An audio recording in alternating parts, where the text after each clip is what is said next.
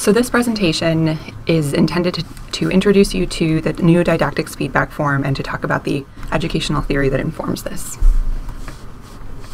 Why are we giving this presentation? So we've developed this new didactics feedback form both in response to resident feedback, people asking for more interactive activities, more clear learning objectives, and also our own learning of adult learning theory and trying to bring that into resident didactics.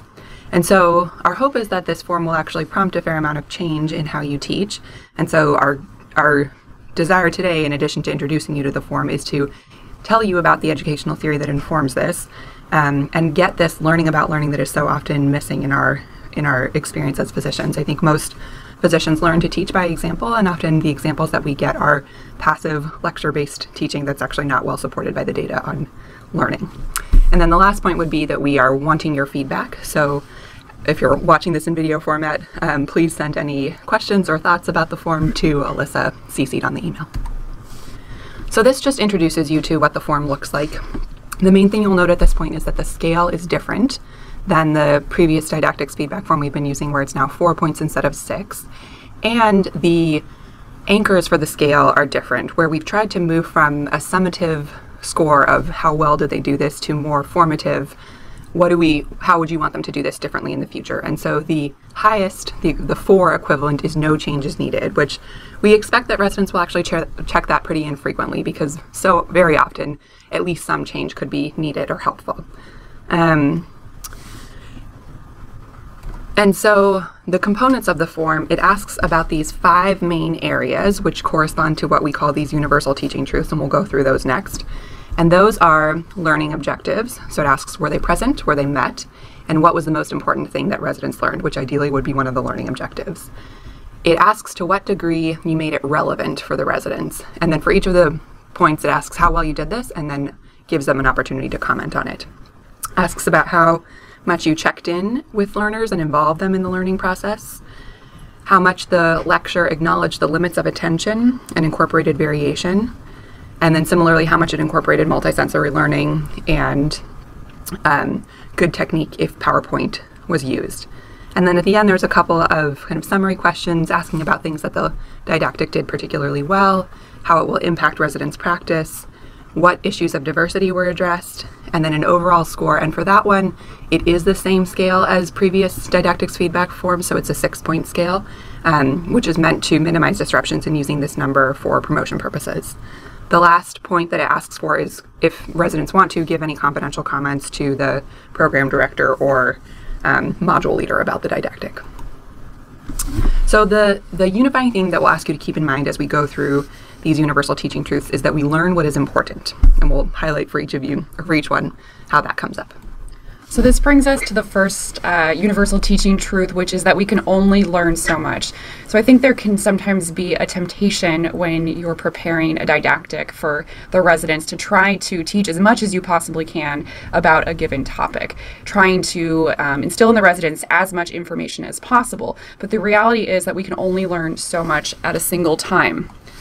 So how many chunks of information can people remember? I'll give you a few seconds to think about this. It's actually only about 3, and so this is where we bring it back to learning objectives. When you're planning your lectures, identify 3 learning objectives maximum and try to emphasize them at the beginning, in the middle, and at the end of the lecture, because these are the things you really want to highlight and for the residents to remember. So the second universal teaching truth is relevancy. This is one of the key things that distinguishes adult learners from earlier life learners, that kids are, we kind of think of them as sponges and ready to soak up whatever a lecturer has to teach them, or a teacher, versus adults are much more discerning about what is actually relevant to their lives and work. And so we ask you to first ask residents what they want to know about a topic, so think soliciting their questions at the beginning, and then think about where they are in their training, what you would have wanted to know at that point. Some examples might be residents earlier in training want to know more about dosing. And so thinking about what do they need to know and how do I convey this in the most helpful way for them. So the third truth involves checking in and involving learners.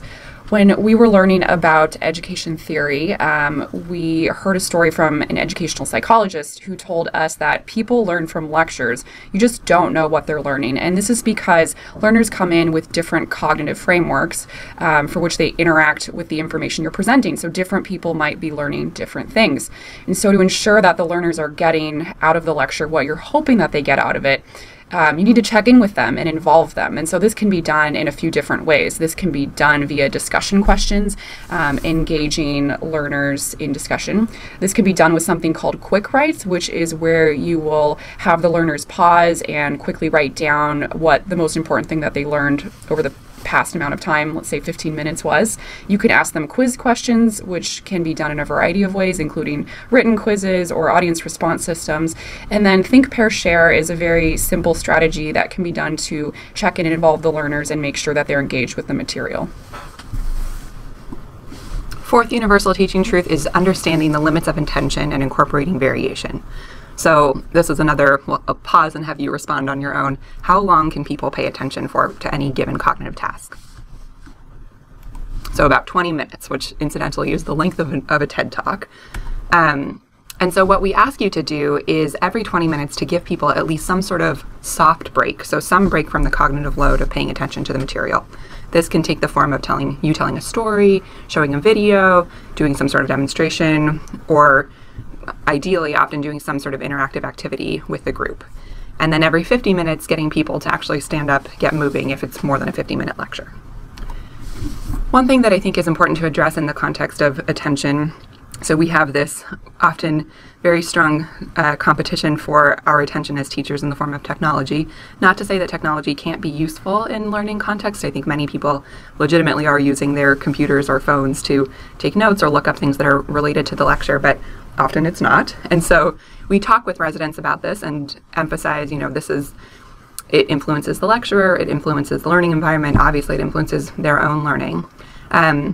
So ultimately the responsibility lies with the learners, but we also encourage you to feel empowered to say something about technology early in your lecture. So you can explicitly say to the group, please only use your devices for content related to this didactic, or if people are really not going to need their phones, you can say, you don't need your phones, you can put them away. So related to attention, and again, coming back to this theme of importance that runs throughout these universal teaching truths, is the idea of multisensory learning and making teaching engaging. We all remember this friend from Ferris Bueller's Day Off. I've heard from faculty in working on this project that, when most of our faculty were in medical school or residency, lectures were the most efficient and effective way to get information, that otherwise you're looking it up in textbooks, which then you have to find the textbook and find what you want to learn within the textbook. It was very cumbersome. And so there was this inherent salience to what I'm getting in lecture is the most distilled, important information for me. And that difficulty accessing information is no longer the case. We have lots of readily accessible sources of information, which is great, but what it means for lectures is that it's no longer inherently salient just because it's in a lecture. So your job as an instructor is to, number one, figure out what do residents actually need to learn in this lecture as opposed to what reference materials could they be given, and then how do I convince them that this is important? And so for that, the question of what signals importance, I'll give you 3 pictures to start off with. If you think of our evolutionary ancestors, things that were important were scary or new or related to the group context, right? We need our tribes with us to survive. I think it's notable that in the second picture in the middle there, it's 2 people hunting together. We need our human partners. And so things that say to our brain this is important are emotion, which you can convey even in just your passion for the material, telling people that you're excited about it. Novelty, again, things that were new or either often dangerous or potentially food sources. And then things that convey social connectedness, so humor, stories, things that are important to other people, signals importance. So teaching needs to be engaging and emotionally salient, and often one of the least engaging things that a teacher can do is to use PowerPoint ineffectively. So we'll talk about some tips for using PowerPoint more effectively so that learners get more out of your material. So first, let's take a look at a bad slide. Try to identify 3 things that are wrong with this slide. I'll give you a few seconds to do that. Okay. let's get to some things that you can do. And one of our goals with using PowerPoint effectively is to banish the text-heavy slide. There are limits to our attention, and learners have a hard time both reading your slides and listening to you at the same time. And really, what would you rather they be doing? So in making an effective PowerPoint slide, try to limit the number of bullets that you're using. Ideally, use no more than 3 to 5. Try to avoid using a lot of text on the slide. Use phrases, not sentences, so that you're just not reading directly off the slide. One important thing to note is that I think sometimes teachers will include a lot of text on slides because they're hoping that students will use the PowerPoint as notes. But effective presentations are simply not text heavy, and they're not the same as notes. If you want to include an efficient summary of your notes, try to give learners a one-page handout, either electronically or by paper. Use the slides as the visual aid that they were intended to be. Another important point is to ensure that you don't have too much going on one slide. Each slide should convey only one message. If there are 2 things that you find that you're trying to convey on a slide, change it to 2 slides instead. So words are only one part of how we learn. A lot of learners are visual learners, and so this highlights the importance of using pictures in your PowerPoints. And in fact, we find that retention increases about 6-fold when you use a powerful picture. So if you look at Macaulay Culkin here, you can see that there's a lot of motion going on in his face. And if your learners look like this when you're teaching, this is really a good sign because they're much more likely to remember the content of your talk.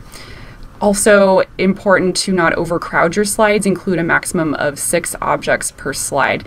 And going back to the pictures, try to use pictures that are emotionally engaging, whether they're scary or frightening or beautiful or disgusting. This is all helpful in improving the learning experience. And lastly, we've been talking a lot about visual and auditory learning, but vision is only one of our 5 senses. Try to think about other ways that you can engage learners in multisensory learning. So this could include kinesthetic learning, using Play-Doh for a purpose in your talk. Food also stimulates the senses, and while it might not be directly relevant to learning, it certainly is engaging. So consider incorporating this into your talk as well. So who can summarize? Can you list them all? We'll go through them. So number 1, we can only learn so much. Remember to identify a max of 3 learning objectives. Number 2, make it relevant to learners. Number 3, check in and involve learners. Check their understanding so that you make sure that they're learning what you want them to. Number 4 is know the limits of attention and try to vary up your teaching strategies. And number 5 is to engage learners in multisensory learning. So thank you for your attention to this presentation. If you have any questions about the form or this content, please send me an email. Similarly, any feedback about the form, I'm happy to hear. Thank you.